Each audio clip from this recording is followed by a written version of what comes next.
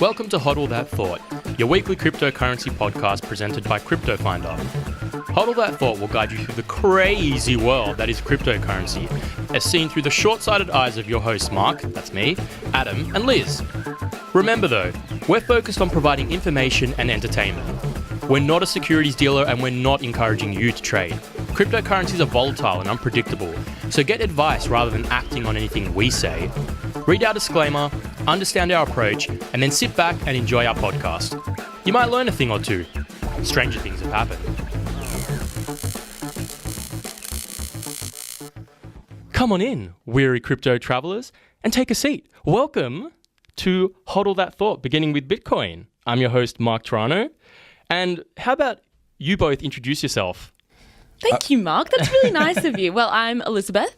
And I'm Adam. And we have a problem. We don't understand Bitcoin. We don't understand cryptocurrency. Look, that's kind of the least of our problems. Do you even know if you're pronouncing that right, Bitcoin? I don't even know if I'm pronouncing HODL properly. I thought it was Bytecoin.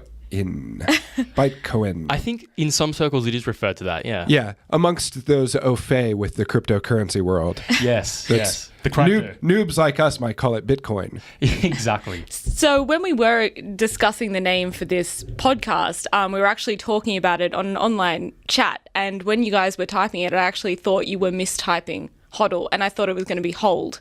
So you thought like when we put together the logo and everything that like, why do these guys keep misspelling? Yeah, I was like, should I point out the same way? Should I keep pointing out that they just continuously mistype hold? Right. It's such a simple word. Yeah. How is it that all of them are doing it? At the same time. Yeah, consistently. But as we later found out, it actually does mean something. It has a rich history. And I say rich history even though cryptocurrency, and in this form, going this fast, has not been around that long. I'd say it's in its, I don't want to say infancy, but maybe terrible twos. Somewhere around there. Yeah, it's somewhere in its terrible twos. It's not quite toilet trained yet, but it's walking around. It's got a few basic words. You want to take the nappies off soon. Yeah, soon-ish. Exactly. It's showing signs that it might be ready. This is getting a bit gross now.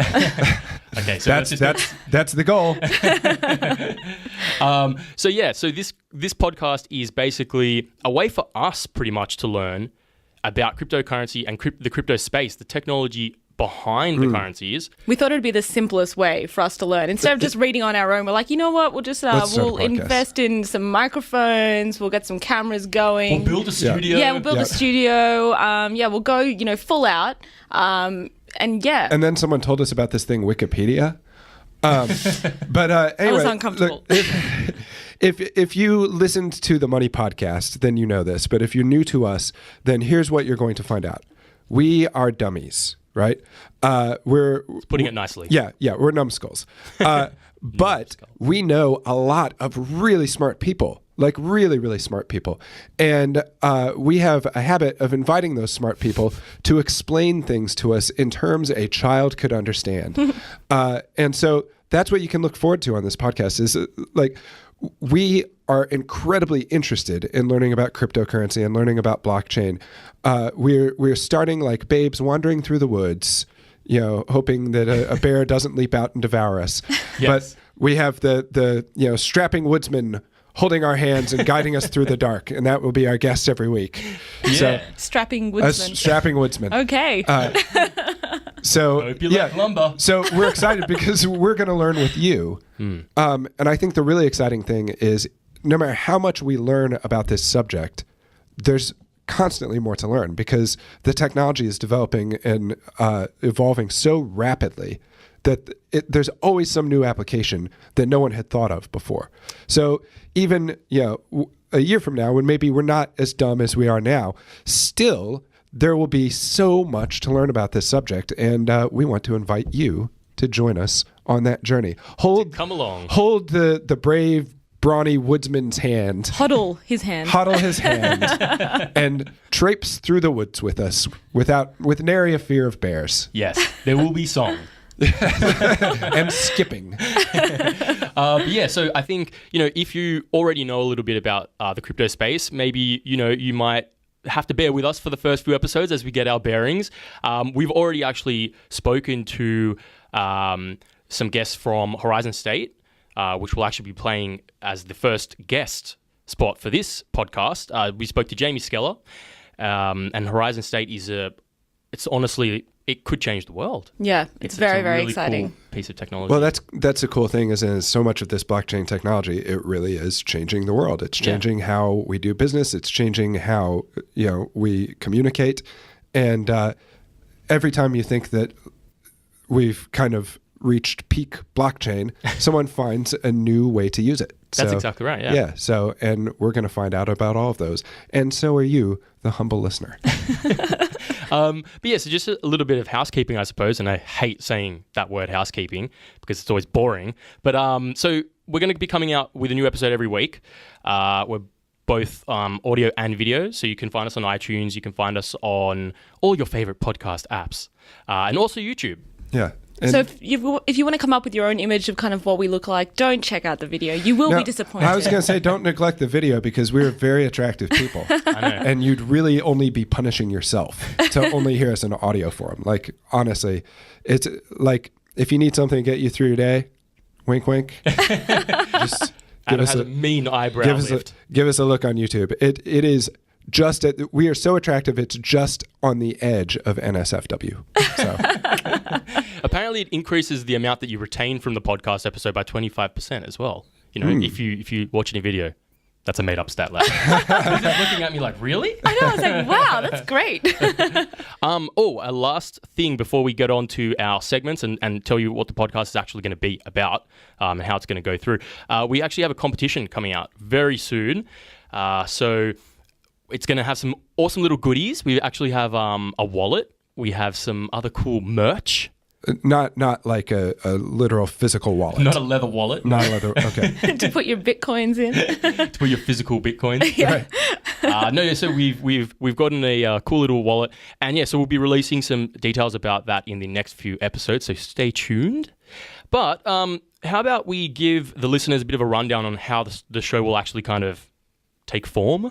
Sure. I suppose. So if you listened to the Money Podcast, all 3 or 4 of you, God bless you.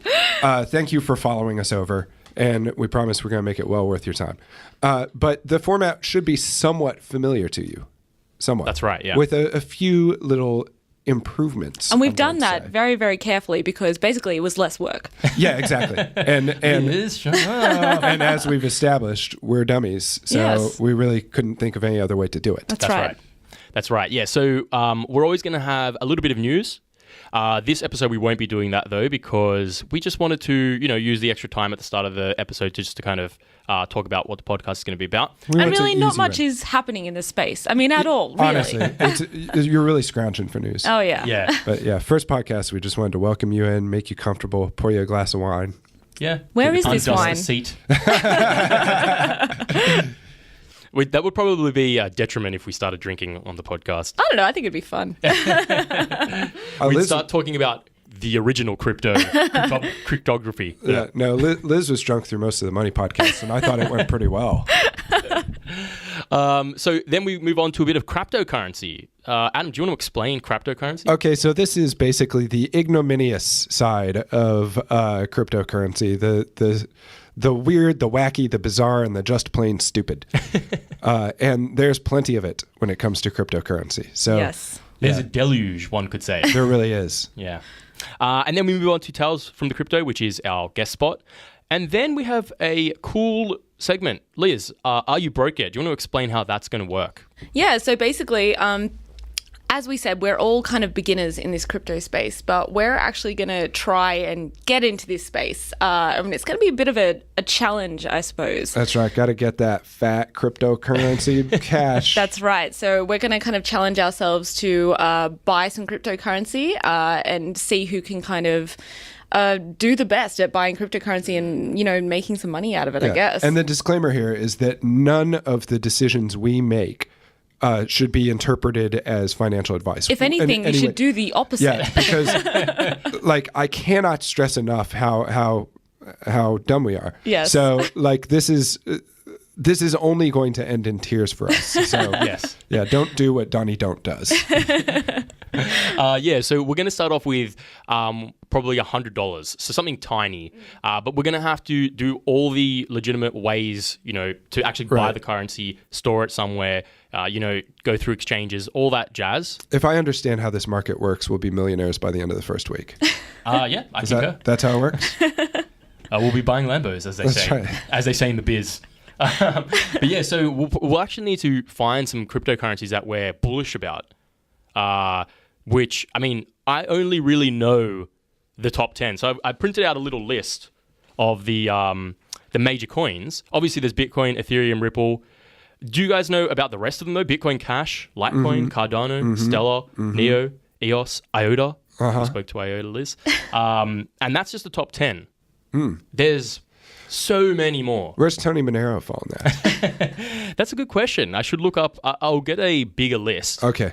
And then we'll find out where the Tony Monero coin lies. Devotees of the Money Podcast will remember this terrible running joke. It wasn't terrible. It was mildly amusing. Can we actually get a list of the kind of ridiculous coins that were started as a joke, but the like bottom. or 10. like Ooh, yeah. because apparently wasn't Dogecoin started as a joke, but now it's very successful. Yeah, it has a large market cap. I don't know. I was looking it up yesterday. I want to say billions. I don't know. Adam, can you check that on your machine there? But, On that technological device that allows you to. I don't know what the market cap is, but it's pretty impressive for a joke. Like, I think the guy is Australian. He started the coin as a joke. That's amazing. Yeah. Well, I mean, if you think about it, people would just see that and be like, that's hilarious. I might buy one of those just for like a joke to say, Just for a laugh. yeah, exactly. I have a Dogecoin. And, now, and the other thing is, I was calling it Dogecoin for so long. Me too. And then I was corrected. So if you think, oh, she knows about cryptocurrency, she's pronouncing it correctly. That's not correct. I've been corrected in myself. Self-corrected. Exactly. So I stumbled across a news story and it said, this is in January, and it says Dogecoin market cap hits 1 billion to its creators' dismay. Why his dismay? As if you would be dismayed. I suppose it's almost like that bird game on iPhone where the creator Right, like, Flappy what have I Bird. Yeah, created? yeah. Yeah. Yeah, and it could be like, why are you people not getting that this is a joke? But you know To what? be sarcastic. We're actually going to try and get him on. Yes, the we creator do, of yeah. Dogecoin. We're going to try and get him on. He'll probably come on sobbing just. Yeah, and he can explain to us why he was dismayed about Yes. the market cap hitting 1 billion. That's right. Okay, but enough introductions. Unless you guys have anything else to say, I think Well, we should. do we have any more segments after the? Oh yes, we do. Oh. This is actually one of the more exciting segments. If your pants haven't been blown off already. Which let's be honest, if you're watching this on YouTube, they exited the scene a long time ago.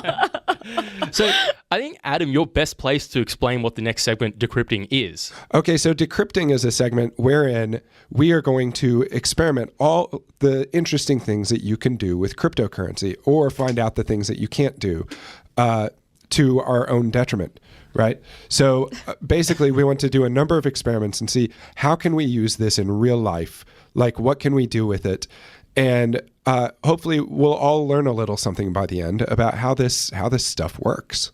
Or kind Yeah. of push ourselves to the limit and see what our limits are. Yes, I think that's the main thing, is trying to push us personally to the breaking point. Yeah, make Adam cry is kind of, that should be the segment name. It's pretty easy.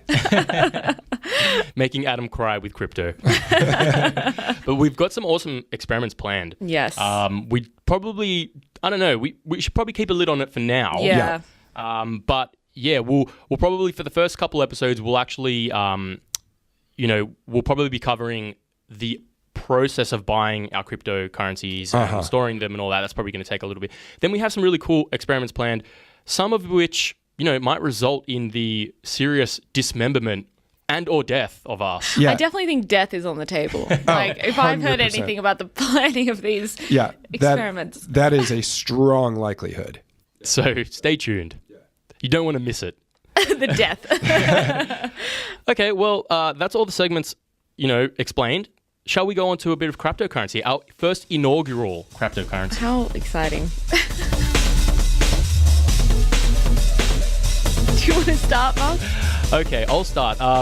So pretty much, cryptocurrency is always, or these kind of funny news stories are always a bit of a gamble, because you don't know what you're going to find, and you don't know if you're going to steal someone else's story. So let's see if any of you found this story, because it's pretty funny. Okay, so we all like KFC, right? I love KFC. I'm vegetarian, so take it or leave it. Okay, well, do you like the logo of KFC? Yeah, why not? Actually, Adam, you're a colonel. I am. This is something you should all know about me. I am indeed a Kentucky colonel. I hold the same rank as Colonel Sanders. So wait, what? From one colonel to another, you have to appreciate his ambition. Oh yeah, no, you got to. The guy had spirit. Okay, so a fellow Kentucky colonel, obviously started the successful KFC chain. So last month, KFC in Canada actually offered customers the ability to buy chicken using Bitcoin. Yeah, so obviously... what, like $16,000? It was a really expensive bucket. It actually was pretty expensive. I'll tell you the price in a bit, but it sold out within an hour. It was a specific Bitcoin bucket of chicken. So unfortunately, because Bitcoin, one of the obstacles at the moment behind its use is that transaction costs are actually pretty high now. So they were $35 at the time of the story, and the bucket was actually worth $20 worth of Bitcoin. Okay, so you're paying $55 for $20 worth of chicken. Exactly. Oh my gosh. Just for the thrill of buying it using Bitcoin. And that's not... So the best bit is that buying the bucket also triggered a tax event. What do you mean? So they had to pay capital gains on their chicken. Because you're like using the Bitcoin. So. Oh no. So yeah, if they repeated the experiment in Australia... I would do it. I think I would too. You can't say no. It's chicken. You get the chicken, first of all. You still get the chicken. And then it's kind of that thing where you're like, yeah, I mean, I got the Bitcoin bucket. It's pretty cool. Yeah. And it's pretty cool. You're sitting there eating that chicken. You're like, at $55, it still seems like a deal. Yeah, like, worth it. It is tasty chicken. Give me some of them taters. There's nothing quite like a bucket of chicken. Do you have any specific ways of referring to chicken that are cooler? As a colonel? Yardbird. Oh my gosh. You came up with that way too quickly. No, you didn't even pause. You're like, I know. Yeah, Yardbird. He pulls out a list out of his pocket. He's like, well. Cluck buddy. Oh no. Oh dear. Okay, well, yeah. Anyway, so lesson learned. Be careful when buying chicken with Bitcoin. So far, like as of now, that could change, obviously. There's always new developments in the space. Yeah, that's my cryptocurrency. Beak Street Boys. Sometimes I call them that. We've got it. When you become a colonel, they give you a list. Like these are all the things that you call chicken. What's the colonel process? Okay, so this Kentucky colonel really is a thing, right? So it's like the redneck equivalent of being knighted. Okay, it takes an act of the state legislature, and the governor has to sign off on it, and you get like a plaque basically saying that you've been named a Kentucky colonel. Oh my gosh! And you get a little card to carry around in your wallet saying that you're a colonel. And yeah, so I because obviously I'm such a proud native son of Kentucky. You've got like Muhammad Ali, Johnny Depp, Hunter S. Thompson, me. George Clooney is slightly below that. So they made me a colonel. You know how you have like a drop-down list of like Miss, Mrs., Mr. Do they sometimes have Colonel in there? Colonel, yeah. So I always have to tick that on my driver's license form. Oh my gosh. No. Oh no, come on, don't lie to me like that. That's amazing. That's awesome. Yeah, that's really cool. Do you have like a memorial hall named after you? Obviously you're not dead. I mean, I just naturally assume. I haven't checked up on it, but I haven't been everywhere in Kentucky, but I assume. What would you do if there was a really crap spot that was named after you? Like the Adam Smith bathroom stall. Right, or toxic waste dump or something. Yeah. I'd still be pretty flattered, to be honest. Well, we're waiting for your Bitcoin bucket, basically. Yeah, exactly. Okay. Mine will be of much poorer quality, I can assure you. And, I'm always waiting for the day that the colonels are called into battle because it could happen at any moment. Wow. What will your steed be? I mean, I think that you piggyback on another colonel. That's the way you do it. And you have to wear the white suit and the string tie. Oh, man, I love that suit. Yep. That is hilarious. Well, we digress. Yeah. Sorry. So there goes half our listener base. Except I think we've acquired a few colonels. We've really shored up that colonel listener base in Yes. Kentucky. Well, moving from Kentucky over to the UK, there's been some cryptocurrency issues for some law firms over there. One specific law firm. So a UK law firm is currently advising on not one, but 3 divorce cases involving cryptocurrencies. Whoa. Ooh, wow. Yeah, so the cases involve Bitcoin, Litecoin, Ripple, and Ethereum. Wow. And so while 2 of the cases are dealing with small amounts of cryptocurrency, one involves cryptocurrency worth a huge amount. So do you guys want to guess how many pounds? Oh, boy. Oh, I'm always bad at this. Yeah. 10. Yeah. And you know You are how bad. You know how I do it, like $1 billion. Okay, well, it's somewhere in the middle. Okay. Okay, so it's £600,000. That's a lot. Wow. Yeah, do you want to Fair guess chunk of the change. initial investment that got it? Ooh. So 601,000 pounds. He's lost. So this person originally bought a smaller a amount. smaller amount, and now it's up to £600,000. I want to say 300,000. Double their money. No, Nope. double their money. 50, Less. $50. No, it's more somewhere in the middle. So he originally invested £80,000. Wow. Look, that, as we used to say on the Money Podcast, is nothing to sneeze at. No. Exactly. Do not sneeze Yeah. at that. Please And don't I've got sneeze. I've got a cold right now, so I'm sneezing. I'm constantly trying to find things to sneeze at. But if you put that in front of me, I'd be like, nope. Not sneezing. I'm good. Yeah, I'll find something else. Thanks very much. Yeah, but it's an interesting kind of thing because it's like this asset that has to be split, but the value is constantly changing. So I wonder how it's going to be dealt with. Yeah. That is interesting. All right, so moving from the UK to outer space. Cryptocurrency All is, over the world today. it's disrupting a lot of different markets, some of them unintentionally, and some of them the disruption isn't a positive one. So one of the things that cryptocurrency is effing with is the search for extraterrestrial life, right? Wow. So SETI, the search for extraterrestrial intelligence, that they point their radio telescopes at the sky and listen to see if maybe the aliens are tuning into FM radio. Yeah. Don't make fun of SETI. It's a very important project. It's awesome. No, but it's like, I mean, are we assuming that these guys are like, that somewhere some aliens are broadcasting like a morning zoo crew? You're back with DJ and the Purr. It's like from Proxima Centauri or something. Traffic out there on the asteroid belt is murder. But anyway, so the problem is that to search for extraterrestrial intelligence, SETI uses GPUs, right? Graphical processing units. Right. And they need a huge amount of them because they need a huge amount of processing power to scan the skies and look for our neighbors in the stars. But unfortunately, because GPUs are also used to mine cryptocurrency, there's a massive shortage of them. So they say they just can't get enough, that they've put in the order and they can't get enough. The chief SETI scientist at UC Berkeley said, we'd like to use the latest GPUs and we can't get them. And the ones they can get are much more expensive. So they budgeted for the most expensive GPUs that they could get, and they're expecting to spend $500 per set, right? However, cryptocurrency has doubled the price of these GPUs to $1,000 per. Oh my gosh. Right? So they say it's going to cost $32,000 more than they had budgeted for. They're having to take it out of the contingency budget. So I guess that's the unintended side effect of cryptocurrency, is that we may never find extraterrestrial intelligence. Well, that's the thing. We basically need to decide between whether we want to find aliens or whether we want to, invest in this blockchain and...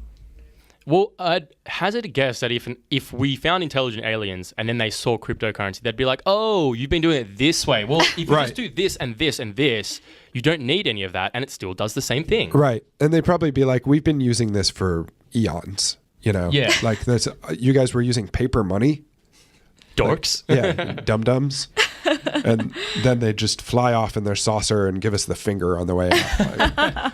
Like, see you later, dipshits. Yeah, well, that's actually pretty interesting because I tried to upgrade my computer recently, and I noticed that all the GPUs were really expensive, and I then slowly found out that it was because of mining, cryptocurrency mining. That those are the main doohickey that does all the stuff that gives you the coins. Yeah, but We're demonstrating our deep knowledge of cryptocurrency. yeah, it's so interesting, the whole mining aspect. It's having so many different effects on different like markets and countries and products. I read somewhere that Iceland is getting close to running out of electricity because of all these new mining data centers that are being set up there. Yeah. No way. It's interesting. We spoke to Giorgio from IOTA, and they have a different kind of technology called Tangle, which instead of mining, whoever transfers sort of verifies a couple previous transfers, and then it kind of works its way down. So that's how they get around that whole issue. Interesting. But it is an interesting side effect, I suppose, which is all this power usage and all this other material usage for GPUs and like the mining warehouse. Yeah, well, that's the thing, because originally when it all started, mining was just people kind of sitting there being like, oh, I just want to do some mining so I can get paid in cryptocurrency. But then it got turned into this whole industry where people were setting up these huge mining warehouses in cold climates and then just like getting, paid. So it turned into like a company thing rather than an individual thing. Yeah. And you got to ask yourself, like, how much of an impact that has long term. Is it for investors or is it for traders? Or is it for people who actually want to use regular currencies? Joes like you and me. Yeah. And meanwhile, extraterrestrials are sitting out there waiting for the phone to ring. Like, why don't they call? They used to call all the time. We love their morning zoo crew shows. It's almost as good as our morning zoo crew. Imagine what that would be like. That'd be cool. Well, I think I gave a pretty good example of it earlier. Well, yeah. So I think there's probably no shortage of cryptocurrencies. So we could talk all day, but I think it's time to get Jamie Skella and play the interview that we had with him and talk about Horizon State and how it's reinventing voting. In the studio today, we have Jamie Skella, co-founder of Horizon State, which is a really, really interesting concept and platform, which I'm really keen to delve into. So thank you for being with us. Pleasure. Thanks for having me. I think the most interesting thing about Horizon State was when, when it kind of started, everyone was so excited about it, but it seems like such a, kind of basic concept. I mean, can you just kind of give us, I guess your elevator pitch? Yeah, I mean, look, it's not particularly sexy, and I think during our fundraising process, we maybe didn't get as much attention as what we expected, but it's not necessarily the kind of product, certainly not a consumer-facing one, which gets a lot of the headlines, but obviously it is quite profound. And so in terms of an elevator pitch, I think the simplest way to explain it is that utilizing blockchain technology, otherwise known as distributed ledger technology, we've been able to create a version of the result, and that can be any kind of result, but obviously the most direct connotation is political elections, and so that result becomes tamper-proof or unhackable, and it is so because of the same properties that make a Bitcoin transaction possible, and the fact that can be trusted. It's immutable, it's irreversible, it's accountable, and ultimately these characteristics are able to install trust and confidence in the people using the system or casting the votes, whatever the case may be. That's awesome. So for us noobs, when it comes to blockchain, how exactly does it work? Look, I think I'm not sure if we've got time to explain it in its full detail, but please give me everything you know about blockchain. Yeah. In like a 1 minute kind of thing. Give us a treatise on the ins and outs of blockchain. There's lots of great resources, but what I will do is I'll go into sort of a relatively high-level overview, which is I actually wrote an article called "How to Explain Blockchain to Your Parents," and I copped a little bit of flack for being ageist, but I think it really helped sort of crystallize what the possibilities are and generally how it works. Now, if we think about blockchain's primary application at the moment being cryptocurrency and Bitcoin, and we use that as the example, the idea is that we're able to remove the intermediaries, i.e. the banks, from that process and utilize sort of the crowd and crowd sourced compute to actually install trust in a very different way. So if I wanted to send Sue 5 Bitcoins, as an example, what would happen is... Can I be Sue? Yes, absolutely. Can you send me 5 Bitcoins, is what Liz is asking? Yes. Well, 5 Bitcoins is quite a lot of money. Right, so typically I would send you, for example, $5, and the bank is effectively saying, Jamie's good for it, and if you tap your card onto an FPOS terminal, the settlement is normally actually a few days long, but again, somebody says it's kind of like an IOU, you're good for it. And so instead of that, what you might do is conceptually, if you think about Bob and Sue in a room, and what they do is they surround themselves with a couple hundred of their closest and most trusted friends to witness a transaction. And so Bob says he wants to give Sue $5, and everybody has a record book and a pen. And they record this transaction independently of one another, but all observing that exact same event. They understood who it's coming from, who it's going to, what the value was, what the time was, sort of assuring that the signature is correct, I suppose. Now they all go home. And so if you wanted to try and change that record independently, let's say one of these observers wanted to change the record, well, it would be rejected by the rest of the network because they understand what the shared reality is, what the shared truth is. So theoretically, and again, only conceptually, if you were wanting to try and actually change the value of that transaction from 5 to 50, you would kind of need to try and change the entries in all of those record books simultaneously in all of their locations. Right. So that's it at a very, very high level. But maybe we can link to some resources in the description of this podcast for sort of a deeper dive. Yeah, definitely. Yeah, but that's one of the simplest explanations of blockchain that I've heard. So I know. that was awesome. I feel slightly less stupid now about it. But what do you see as some of the problems in kind of traditional voting, and how do you see blockchain as a solution to solve these? There are a few really, really obvious and important problems with our current democratic processes, which obviously include electoral in respect to governmental applications. Voter apathy is one. People getting down to a ballot box in, for example, the United States, if they already believe cynically that their vote doesn't matter, are very unlikely to do so if it's a trouble to get there and vote. So by creating an opportunity for people to vote out of their pockets, we're able to improve participation. The other big issue is cost. So if we think about the non-binding same-sex marriage plebiscite, which happened here in Australia, that cost in the vicinity of $120 million to orchestrate. Wow. That's really quite insane given the opportunity for digital reform in respect to this kind of activity.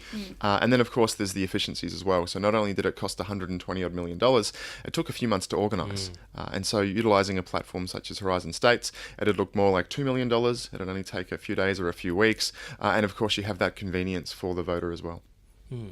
I wanted to just go back to security, because obviously that's a major factor behind voting and things like that, and maybe one of the obstacles and reasons why it isn't digital yet.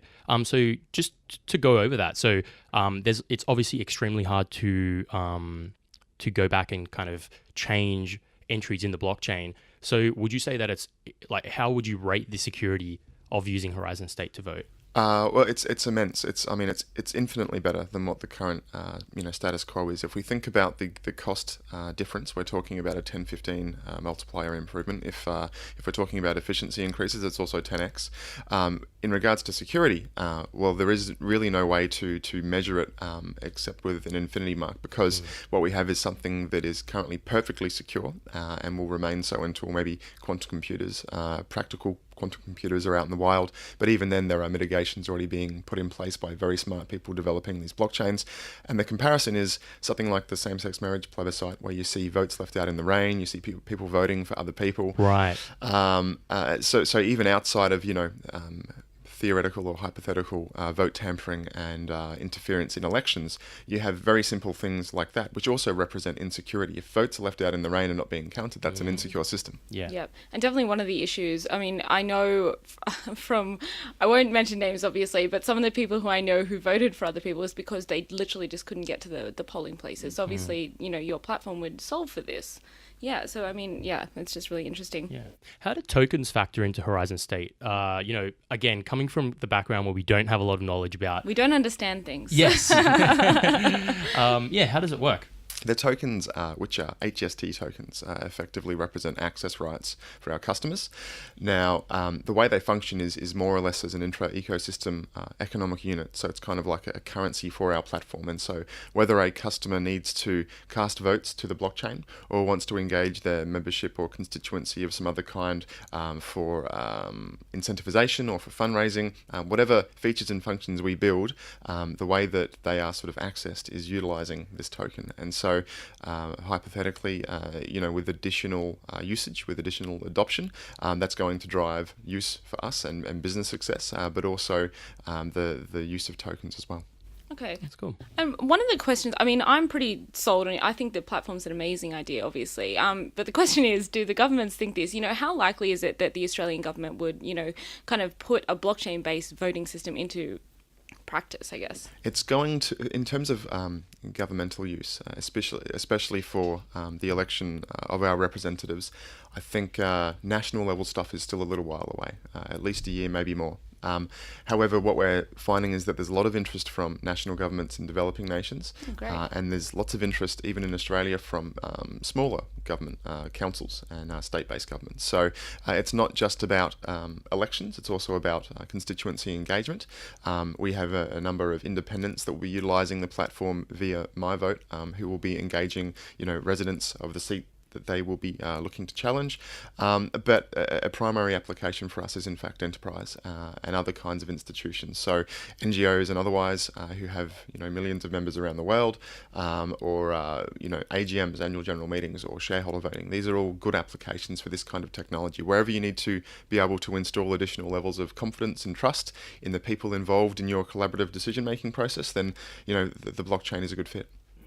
I read a couple of interesting comments that you made, and some of the reasoning behind why you were looking into this platform originally was kind of your apathy with the current voting system, and you kind of didn't like the infrequency of voting and kind of having to vote for, an entire party when you didn't agree with every single policy. So my question is, do you think blockchain-based voting could allow for more frequent voting and more regular voting on specific issues? And if it does, do you think this would actually be adopted? I hope so. I think in terms, again, of governmental use, I think initially it's just going to be used to replace existing processes at the cadence that exists. Into the future, though, I think we will find that we're able to have conversations with our governing bodies much more frequently and meaningfully with better information and make better informed decisions. It's not going to take too long when people become comfortable with this way of voting digitally, and they start to say, well, if this is secure now and we can do it cost effectively and quickly, from my pocket, then why aren't I being asked more questions about the things that affect me instead of, only once every few months at best, if it just so happens you get a letterbox drop or there's a conversation in that regard. But realistically, most people only get to have their say on election day, be it local or federal. Yeah. It's so interesting because it could almost end up in like a real-time voting system where you're like, do you like this? Tell us right now in 5 minutes, almost like Big Brother. Do you think, as like, playing the devil's advocate, that if something like voting became something that was really fast, that there could be the possibility for like a knee-jerk reaction to something, or 100%. So a big and important and profound consideration for us is how not only we improve the efficiency of our democratic processes, but improve the quality of our democratic outcomes. And this is really, really important. So it's not just about putting the power for people to vote in their pockets, but it's making sure that we always encourage at every avenue the opportunity for them to consume better information. And so My Vote, as an example, create these brilliant information packs utilising analyst, PhD and researcher talent from around the world, people from the left of politics and from the right, Chinese citizens, American citizens, and through this diverse collaboration, the information that they're able to distribute to their membership before they vote is a far better source of information than TV news and your average publication. So not perfect, but this is all about improving things. And we kind of wanted to ask you as well, like obviously yours is a blockchain-based system, but obviously there's been a huge explosion in the interest of cryptocurrencies. So what are your thoughts on this? Do you think there's too much interest? Do you think it's just overhyped? I mean, what are you thinking about it? I've been at a couple of events over the past few nights with Alex Saunders, who runs something called Nuggets News. It's one of Australia's most influential sort of crypto investment communities, and he's a great personality. So I sat on a panel with him a few nights ago in Melbourne, and then again last night here in Sydney, and we talked to enormous audiences. More than 500 people arrived in Melbourne, and here at the Metropolitan Hotel in Sydney, there were 3 floors full of people. We were on the middle one, and people were upstairs listening on the speakers, and people were downstairs streaming. So it's obviously it's obviously reached the mainstream, and it's a bit of a craze. Going to the metro, So my advice to everybody is pretty basic investing advice really. If you want to dabble, I don't necessarily encourage or discourage it. I kind of feel like you'd be unwise not to put some money into crypto, and I think you would be incredibly unwise to put all of your money into crypto. But don't spend more than what you're willing to lose. If you can spare $100 or $1,000 and that's what you want to play with and consider it a play, then do so, and maybe you'll get lucky and you'll have some profits to play with, and you can take out your sort of at-risk investment. But in terms of what to invest in, there are now 1,500 plus currencies and assets, so it's kind of daunting for newcomers, which is why resources such as Nuggets News with Alex Saunders is so beneficial for a lot of people looking into it. Are there any podcasts or blogs that you kind of use to read and find out about what's happening in the industry? Or yeah, there are, not so much focused on the currency side of things, more about blockchain and the asset side of things. So Unchained is a great one. Crypto 101 is another good podcast, especially for newcomers. I think there's probably 10 or 11 in my podcast library, so maybe we can list a few of those in the description as well. Yeah, definitely can. Yeah, excellent. So we're coming towards the end of our time, but I just wanted to ask you, Jamie, if you had your way and the ideal kind of conditions were met and Horizon State took off, where would you see the world or Australia in about 10 years? Look, I think in the sort of 5 to 10 year time frame, I'd like to see a lot of governments around the world adopting this kind of tech, hopefully ours, but if not, stuff like it. And I think it's going to be a fascinating journey, because what we'll end up seeing is that jurisdictions or independents who don't want to adopt this technology will effectively be flagging their corruption, because if you are against technology that can help eradicate corruption in the longer term, well then sort of what have you got to hide? And obviously in the early days you don't want to be too harsh with these judgments, because there is also an understandable concern about the technology in respect to security, so people will have to sort of get up to speed with that. In the far longer term, I think what blockchain has the opportunity to do is disintermediate government entirely. So right now we're electing representatives and we're voting for packages of policies. I think into the future we might have the opportunity to become much more direct democracies, and actually have no need for those sort of figureheads and those politicians playing fame games, and instead the politics is really just about the bureaucracy, and the democracy is really in the hands of the people. Wow, it's so exciting. I'm really looking forward to it. Liz, do you have any other questions to ask Jamie? No, I think if I asked another question about blockchain, we'd be here for another hour. So we'd definitely like to have you on at a further time, though. This is a really interesting conversation. Happy to. Yeah. Thank you so much for your time, Jamie. Thank you. Cheers.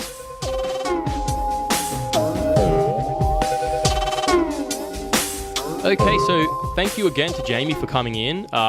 We had a lot of fun chatting to him, and it seems like such a cool idea that has really far-reaching implications. Yeah, because, you think about cryptocurrency and people are just so attached to this idea of blockchain, but I think it's awesome that someone was like, well, that's not the only solution. Like, what else is there?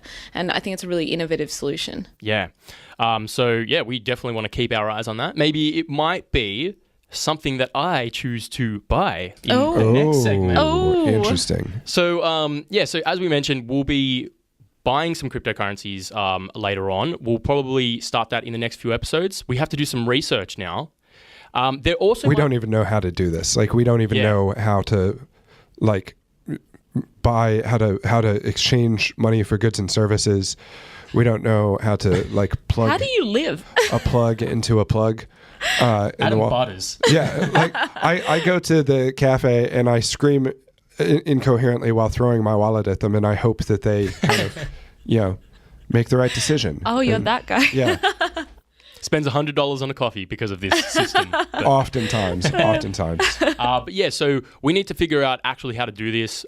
We need to come up with the currencies we're going to buy and how we're going to store them, all these things. So we'll go through that in later episodes. We might also have a wild card anonymous trader battle us. Oh my goodness me. So to humiliate us, basically. Pretty much. But yeah, so stay tuned. We'll obviously have more for you next week. We'll start talking about some news, some current news, so you can get, informed, and we'll play another awesome interview that we recorded. So yeah, thank you for listening for the first episode, and we'll catch you again next week. Thanks for listening to HODL That Thought. We'll be back next week if cryptocurrencies are still a thing. And make sure you head over to www.finder.com/HODL-that-thought to find the show notes for this episode and more episodes. And remember, we're focused on providing information and entertainment. We're not a securities dealer, and we're not encouraging you to trade. Cryptocurrencies are volatile and unpredictable, so get advice rather than acting on anything we say. Read our disclaimer, understand our approach, and then sit back and enjoy our podcast.